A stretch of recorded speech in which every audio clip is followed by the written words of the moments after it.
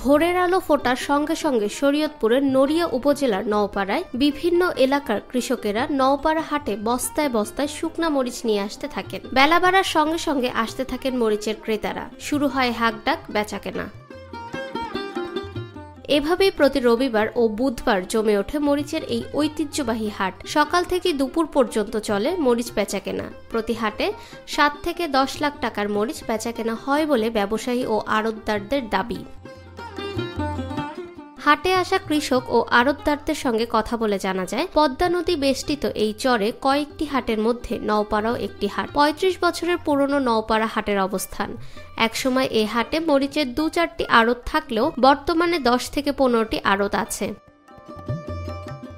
একাধিকবার পদ্মার ভাঙনে বিলীন হয় এই হাট। তবে এই হাটে গাড়ি দিয়ে মালামাল বহন করা সহজ এবং যাতায়াত খরচ কম। সেজন্য চরাঞ্চলে উৎপাদিত মরিচ স্থানীয় কৃষক ও ব্যবসায়ীরা সপ্তাহের 2 দিন এই হাটে বিক্রি করতে নিয়ে আসেন। চৈত্র ও বৈশাখ এই 2 মাস এই হাটে চলে মরিচের ধুম বেচাকেনা। প্রতি হাটে 1.5 থেকে 2 হাজার মন মরিচ বিক্রি হয়। ঢাকা, নারায়ণগঞ্জ ও দেশের বিভিন্ন এলাকার কোম্পানি ও বড় ব্যবসায়ীরা এই হাট থেকে মরিচ কিনে নিয়ে যান। ফাহমিদা বিনতে আনোয়ার, নিরপেক্ষ নিউজ ডেস্ক, ঢাকা।